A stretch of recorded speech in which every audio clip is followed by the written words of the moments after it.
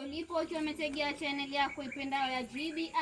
Ikiwa leo hii ni tarehe 21 mwezi wa 3 mwaka 2025, wasomaji zaidi ya wawili waliobobea wamejitolea kustudio hili na maripota wenye uzoefu mithili ya shilingi kwa pili, tayari kwa taarifa hizi za Ijumaa kwako na wasomaji hawa wawili.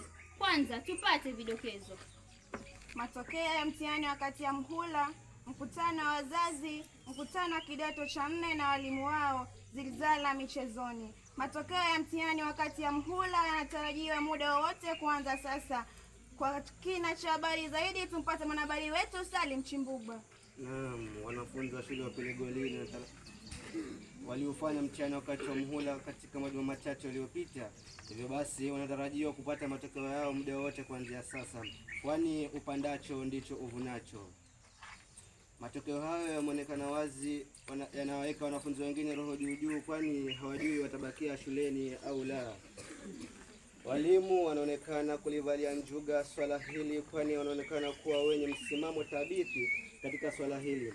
Mwalimu mkuu Bwana Peter Njagi aliweza kunaswa na kamera zetu za GBI akisema kwamba yeyote ambaye atapata alama ya E atapaswa kubakia shuleni kwa majuma mawili, wengine wakifunga kwa likizo fupi ya mwezi wa 4. Yeyote yule atakayekosa kubakia shule kwa majuma hayo mawili, basi adhabu kali itamfikia. GBI TV, Salim Chimbugwa.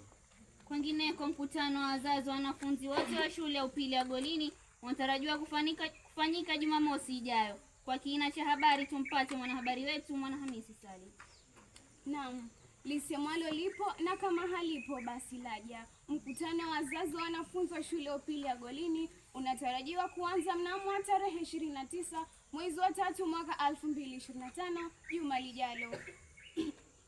Mkutano huo unatarajiwa kuanza majira saa 2 asubuhi. Kwa kila wanafunzi amefika shuleni ili kuanzisha shughuli hiyo rasmi asubuhi hiyo kwa kufanya usafi wa mazingira, kwa kuwa usafi ni muhimu kwetu sote. Nao wageni waheshimiwa na wazazi wa wanafunzi wote kuingia baada ya wanafunzi wote kufika. Mwalimu mkuu Bwana Peter Njagi anahimiza kwamba kila mwanafunzi amuhimize mzazi wake aweze kufika kwa wakati. Mkutano huo vipaji kadhaa vitaonyeshwa na pia wazazi watajulishwa maendeleo ya shule kielimu na matokeo ya watoto wao. Inasemekana itakuwa siku kubwa yenye maana kwetu sote. Nikiripotia runinga GBI, nimekuwa wako Mwanahamisi Salim. Mkutano wa kidato cha 4 na walimu wao. Wanafunzi wa kidato cha 4 walikusanyika nyuma ya ofisi mnamo siku ya Jumatatu, nyuma ya ofisi ya walimu kwa ajili ya mkutano wao. Tumpate mwanaharusi Mochibonje kwa habari.